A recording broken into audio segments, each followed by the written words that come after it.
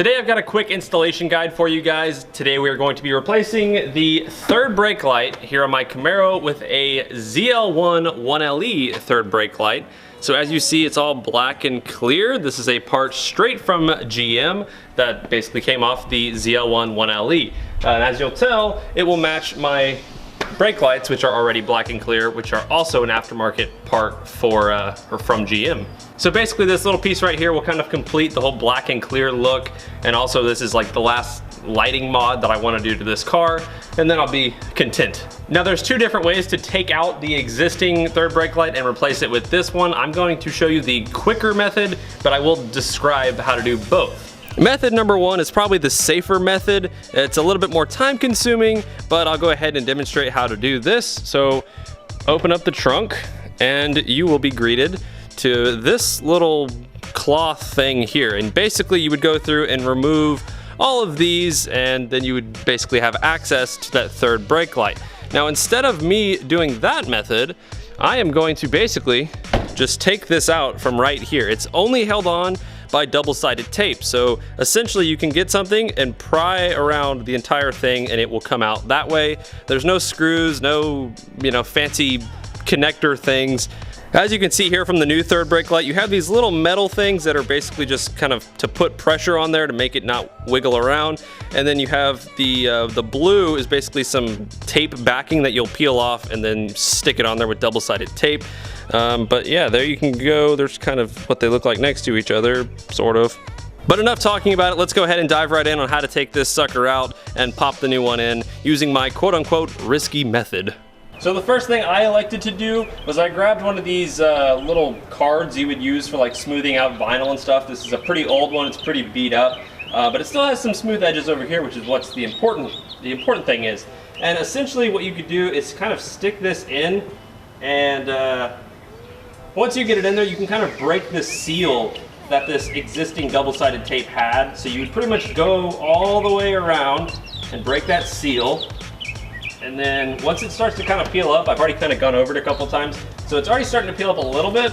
Now I'm gonna grab one of these little pry tools. Now this one's metal, which is probably not the safest thing to do, so I would probably recommend using a plastic one. However, I'm gonna wrap mine in a little towel, and then if you watch what I do here, you stick it in the corner, and look at this. It just pops right out. I mean, it couldn't be any simpler on how to get this thing out. The only nightmare to this whole entire process is going to be removing all of this excess tape, which I've heard is not very fun, but I've got a couple tricks up my sleeve that we're gonna try, and we're gonna figure out the easiest way to get this crap off there.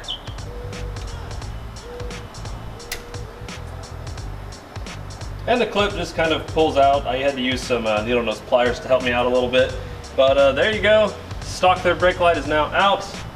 And you're just left with this little plug, which you assume don't want to, lose it in there.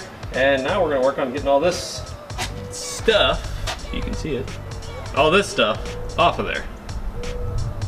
So what I've been doing here to kind of start this and get the majority off is something I actually saw in a Facebook group.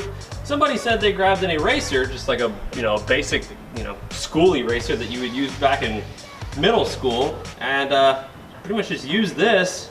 And it takes off a good majority of this stuff. I'm actually kind of surprised it's working very well. I'm gonna go ahead and try a couple different things just to see if they work as well. Second method I'm gonna try is just some rubbing alcohol here on a microfiber towel, and then we'll see if this works, which I suspect it will. And what do you know? I was right, works pretty darn well. And method number three is one of those old wise tales that you can use WD-40 to remove this stuff. So I'm gonna try it just for the fun of it, since this part of the car will not be seen by anybody, and we'll try this out as well. Definitely doesn't work as well as the eraser and the rubbing alcohol, so I'm gonna go ahead and grab that eraser again, where is it? And work on getting the remainder of all this stuff off of there. All right, so the eraser's got a good majority of that stuff off. It actually worked really, really well. Now I'm gonna grab some rubbing alcohol just to kind of finish it off, give it a little clean slate for the new one, and then you're ready to pop the new one in. Very, very simple thing to do. I can't believe I learned that whole eraser trick off of Facebook. You learn so much stuff off Facebook, it's pretty great. Make sure up faces up, pretty self-explanatory. Pop this clip back into place, You'll hear it snap. And now I'm gonna go ahead and actually watch this footage back. I'm gonna go in there, hit the brake, and make sure that this turns on so I know it's working all fine and dandy before I, fully seat it in there. And let's say if it didn't work, we'd have a huge problem. So I'm gonna go ahead and make sure it still works.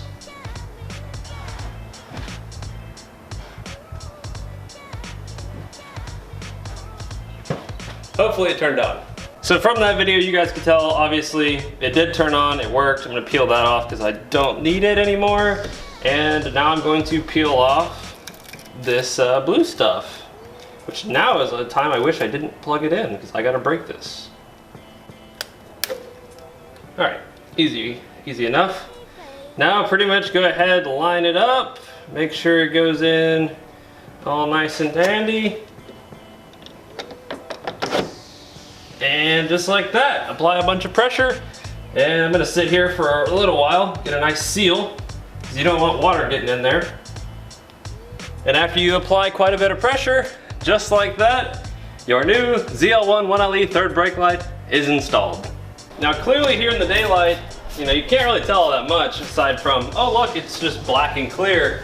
As I sit here and clean it up, because I got finger smudges all over the place. So it looks just like it should have. I don't know why they don't come like this. Black, clear, like it looks great. I don't see why anybody uses red anymore. That's so old school. So if you're curious, I purchased this from that GM parts guy. He's got a website. It was $60.47 if I remember correctly, and they've been on back order for like over a month, so I've been patiently waiting for over a month, and it finally showed up today, and I couldn't wait to install it. Now I think he's got a pretty big supply of them, but for a while there, GM just had a huge shortage of them. They didn't expect this many people to want these, and then all of a sudden they got bombarded with thousands of orders for them, and they were like, oh, we should probably ramp up production on these. So I believe he's got a pretty good supply of them, and if not now, he will very shortly. But there you go, that is the ZL1 1LE third brake light installation. Now I'm gonna go over here to my usual little spot where I can kind of talk to you guys about mods, and then I'll show off what it looks like when you brake with it and what it looks like driving away.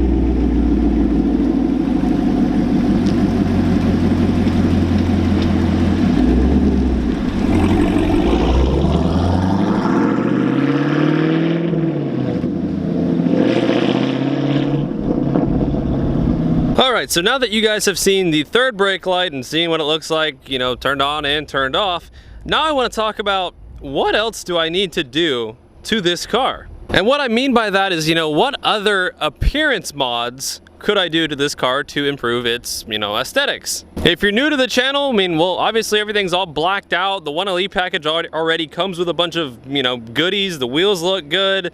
The badging is all good. The side markers are now cool. The rear of the vehicle, to me, it's just like perfect the way it looks right now.